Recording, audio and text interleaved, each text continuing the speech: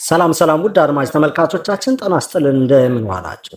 ይህ አፍሪካ ሚዲያ የተለመደውን ዜና ይዤላችሁ መጥቻለሁ። ከዜናው ጋር ቴዎድሮስ ሽፈራው ነኝ። አብራችሁን ቆዩ። በትግራይ የተለያዩ አካባቢዎች የሚካሄደው ተቃውሞና መንገድ መዝጋት መቀጠሉ ተነገረ። የትግራይ ኃይል አባላት ተቃውሟቸውን ለአራተኛ ቀን በክልሉ የተለያዩ ከተሞች ቀጥለዋል። ትግራይ ኃይሎች ተብለው የሚታወቁ የሰራዊቱ አባላት በክልሉ የተለያዩ ክፍሎች ውስጥ የሚያሰሙ ተቃውሞዎችና መንገድ መዝጋት መቀጠሉን ነዋሪዎች ለአዲስ ዘአፍሪካ ሚዲያ ተናገሩ። ሰኞ ጥቅምት 3 2018 ዓ.ም በክልሉ ዋና ከተማ መቀሌ የተጀመረው ተቃውሞ ወደ ተለያዩ ትግራይ አካባቢዎች ተስፋፍቶ ማክሰኞ፣ ረቡዕ፣ ሐሙስ መቀጠሉን ተገልጿል። ሐሙስ በአዲግራት አካባቢ ተቃውሞ መቀስቀሱና ከአዲግራት ወደ መቀሌ የሚወስደው መንገድ ተቃዋሚዎች መዘጋቱን መቀሌ የሚገኘው መረጃችን አረጋግጧል። ተጨማሪም በአውላና በመሆኔ ምስራቃዊና ደቡባዊ ዞኖች ከመቀሌ ጋር የሚያገናኙ መንገዶች እንዲሁም ሽረ እንዳስላሴ የሚወስደው መንገድ ዛሬ ተዘግቶ እንደሚገኝ የተለያዩ ምንጮች አመልክተዋል። የትግራይ ኃይሎች አካላት የሆኑት የአርሚ 22 አባላት 3 ቀናት በፊት በመቀሌ ከተማ ለተቃውሞ አደባባይ በመውጣት መንገድ መዝጋትና እንቅስቃሴውን አስተጓጉለው ነበር። መቀሌ ከተማ የተካሄደው የተቃውሞ ሰልፍ ከክልሉ ከፍተኛ አመራሮች ጋር ውይይት ተደርጎበት ቢቆይም ተከታታይ በነበሩት ቀናት በተለያዩ የትግራይ አካባቢዎች የቀጠለ ሲሆን ሐሙስ ዛሬ መቀጠሉም እየተነገረ ይገኛል።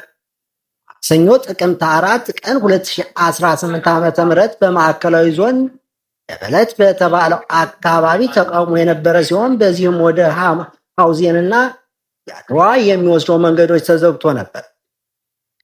በተመሳሳይ ከውቅሮ ወደ መቀሌ የሚወስደው መንገድ በአውላል ከተማ መንገድ ተዘግቶ የነበረ ሲሆን ዳታ የጫኑ መኪኖች ማለፍ ሳይችሉ መቅረታቸው ከስፍራው የተገኘው መረጃ ያሳያል። በትግራይ ኃይል አባላት በተለያዩ ክልል አካባቢዎች መንገዶች በመዝጋት ተቃውሟቸውን ቀጥለዋል። በደቡብ ትግራይ ዞን መሆኒና አዲሽሁ ለመቀሌ የሚወስደው መንገዶችም ተዘግተዋል። ሽሬ ማይጸብሪ መንገድ ዘግቶ የነበረው ቢሆንም የተከፈተው በሃይማኖት አባቶችና የሀገር ሽማግሌዎች ውይይት ካደረጉ በኋላ ነው ተብሏል።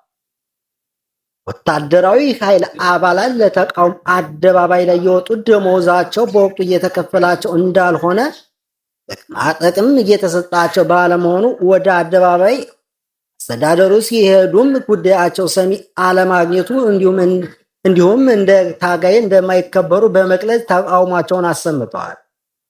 ይሁም ደግሞ ከደመወዝና ከጥቅማ ጥቅም ውጭ ፖለቲካዊ ይዘት ያላቸውና ወቅታዊ ሁኔታዎችን በተመለከቱ ጉዳዮች ላይ ድምፃቸውን አሰምተዋል። አንዳንድ አካባቢዎች ለተቃውሞ የወጡት የጸጥታ ኃይል አባላት የአንድ የፖለቲካ ድርጅት ጠባቂ አይደለንም፣ ጦርነት አንፈልግም፣ ሰላም እንሻለን የሚሉ መፈክሮችም ሲሰሙ ታይተዋል። ሰኞ ዕለት በመቀሌ ተቃውሟቸውን ያሰሙት የትግራይ ኃይል አባላት ወደ ትግራይ ጊዜያዊ አስተዳደር ጽሕፈት ቤት በመሄድ ጊዜያዊ አስተዳደሩን ፕሬዚዳንት ለማነጋገር ጠይቀው እንደነበር ይታወቃል። ሌተናንት ጀነራል ታደሰ ወረደ በወቅቱ በቢሮአቸው ስላልነበሩ ወደ ሰማዕታት ሐውልት አዳራሽ ገብተው የሚመለከታቸውን ኃላፊዎች እስኪመጡ ድረስ እንደሚጠብቁ ቢነገራቸውም አደኛ ሳይሆኑ ቀርተዋል። ይህንንም ተከትሎ ከመቀሌ የሚወጡ 3 ወሳኝ መንገዶች መዘጋታቸው ወደ ከተማ አውሮፕላን ማረፊያና ለሌሎች ክልል ክፍሎች የሚያቀኑ ተሽከርካሪዎችና መንገዶች ተስተጓጉለው ውለዋል። የዕለቱ ዜና የነበሩ ውድ አድማጭ ተመልካቾቻችን ስላዳመጣችሁ እናመሰግናለን። ክፉ አይንካችሁ። ሰናይ ቀን